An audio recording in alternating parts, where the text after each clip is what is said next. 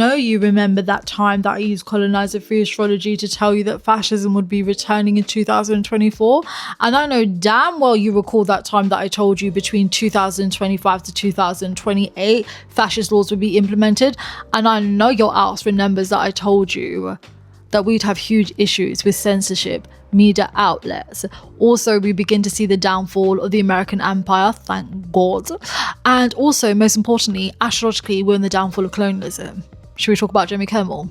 Go and grab a cup of jar, get comfortable, let's have a candid cosmic chit chat. So let's explore the astrology behind all these talk show hosts really being under attack in 2025. A lot of it has to do with Jupiter going through the 9 types of Gemini. Now, Jupiter symbolizes 200, 300 different things, but I think these 3 key traits of Jupiter are heavily influencing what we're seeing before our eyes. So number 1, ironically, Jupiter symbolizes favor from governments. Number 2, Jupiter deals a lot with closed-mindedness, ignorance perhaps, illusions. Thirdly, Jupiter symbolizes information. Now let's put this all together, because how could it be astrologically we're in the downfall of colonialism, however fascism is spreading across the world faster than chlamydia in a whorehouse? It's not that fascism is going to stifle our efforts for liberation. The first phase is so much about identity.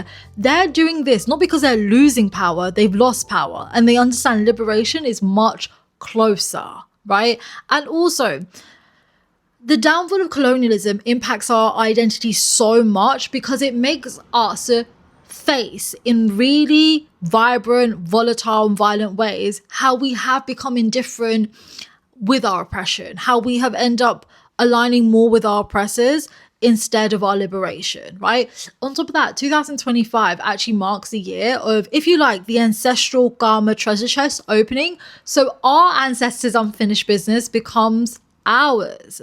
So don't take it as we're fucked. No, take it as a reminder from God. We were not on the right path. We were doing too much pandering, too much they always do this, and now God's like, but this is really the reality of things, and if you don't step up, this is how you're going to be in prison. So let's go through it, right? Obviously, in a fascist era of human history, all media is going to be controlled by the fascist regimes. So if they don't like the messaging you're putting out and you don't have favor for the government, what do you think? The thing that's really interesting, Jupiter deals a lot with legal matters. So I was like, oh yeah, in the era of erosion of truth and the complete destruction of free speech, of course the fashion regimes are going to find like pretty ways of concealing the fact that they're rolling out a fascist society. Now let's explore the last 2 themes. Let's start with closed-mindedness, ignorance. Very simple. Fascist regimes heavily rely on propaganda, and they cannot afford for anything to penetrate the seduction and the hazing of their propaganda, right? Pay attention to why everything has gone down the way it has with TikTok in the USA. That was never about national security. Baby, they are so scared of the stories that you're telling the world, aka the rest of the world really now knows how criminally human rights violating America is. It's destroying the seduction of the American dream, right? And all the soft power that the US rely on to do the spookiness that they do across the world. But likewise, you are learning about the rest of the world. And for the first time, if you like, this big fortress of ignorance, illusions, manipulation, mutilation, harm, ultimately, has been penetrated, and they simply cannot have that. And finally, when it comes to information, obviously they don't want you to have the keys to your liberation, or they don't want you thinking deeper that what they're doing is incredibly vile, weird, and inhumane. So now let's go through the different types of Gemini that Jupiter's going through. So it begins in Mrigashira, Gemini type 1 to 2. Now Mrigashira is all about storytelling, sharing the truth. It's even symbolized by a deer frolicking through the forest, right? This idea of escaping ignorance, seeing what's else is out there, no longer just kind of listening to one source, testing, challenging, pushing back. Mrigashira's power is the power to fulfill our desires, and it's also ruled by Mars, which deals with adventures, power struggles, and most importantly, the art of conversation. Of course, a fascist regime or any type of oppressor does not want to give you the keys to communication, the ability to tell your truth, because it all explodes their bullshit. Which leads me to Ardra. That's Gemini type 3 to 6. It's symbolized by a teardrop. So it deals with wisdom that can unfortunately only come through very volatile and turbulent life experiences. And its power is the power to make effort. So as much as we are facing fascism across the world, we've actually never been more powerful and more capable of overturning fascist regimes in their early stages. Look, Andhra is even ruled by Rahul, which symbolizes the beginning of turmoils, provoking things so radical change can occur, and the divine plan being unveiled. To put it quite simply, your truth is so fucking life-changing, they can't afford for you to even hold up signs telling your shit, let alone give you a mic. Finally, this leads to Purnavasu, that's Gemini type 7 to 9. Purnavasu is ruled by Aditi, the mother of creation, right? It symbolizes restoring things, renewal. To put it quite simply, not only can you restore goodness and justice, but you can create a whole new world that would fuck up whatever plans they had for oppression. Now, Hibiscuses, I want to challenge you on something. What do you think karmically these chat show hosts symbolize? It shows that you've only been listening to one truth. Because if astrologically we're in the downfall of colonialism, tickle me this. Why is it that you were so outraged that this figure is not allowed to speak, when in fact I made a list. We have journalists like Basan, that poor baby girl who's been documenting the genocide of Palestine.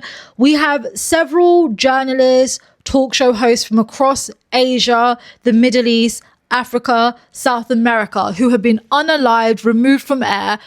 Even some of your favorite celebrities, when they've spoken out, they have essentially been removed from the public eye. But what is the difference between this figure speaking up and getting all the support, and all of a sudden it's so easy for you to boycott, versus, dare I say, the millions of lives, most likely marginalized people who came before and were speaking the truth? You didn't show outrage. You didn't really show interest. This is what I wanted to point out, right? When you look at everything through an astrological context, a lot of the astrology is aimed to shock people into understanding how much they've actually been complicit with oppression. And it's not that you should celebrate these figures going back in air, because they still work for the organizations and the institutions that have not cared to utter genocide, who still make money from genocide and oppression. Look at it deeper, Hibiscuses.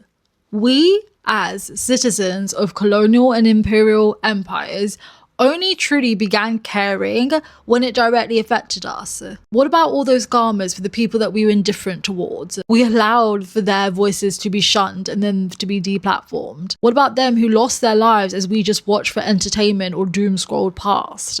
You're being shown how selfish your circle of concern is, because you shared no outrage and care when other people in other places were doing the same thing and more outrageous things happened to them. But now the threat feels personal and direct, right? If they go for these chat show hosts, what could they do to me? That colonial mindset is being shocked and challenged out of you astrologically. Because what's the difference between other people who have been censored versus Jimmy Kimmel? Is this the idea of order versus chaos? Because when marginalized people are censored, it looks like we're keeping the order of society, right? Keeping peace, not allowing for disruption or division. But all of a sudden, when a figure that you align with is censored, you're losing human rights.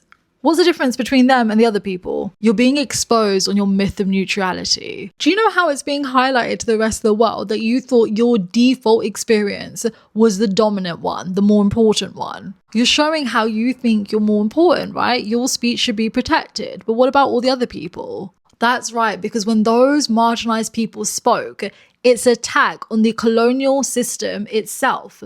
The one that you're so used to getting all your privileges from, your luxuries, even though it doesn't help you. Because you know the only option other than that is to be a victim of it, because you don't have the balls to dismantle it. And it's showing you how fake the concept of free speech is under the oppressors. Because they can speak recklessly to defend and justify their inhumane, violent, demonic behavior. But the people who are victims of their oppression, well, you can't afford them to speak, because it would require you to question the system itself that's harming them. And oh wait, would you not be somehow complicit in that harm? But we don't like that, do we? The things happening around us are deeper than fascism. It is a downfall of colonialism.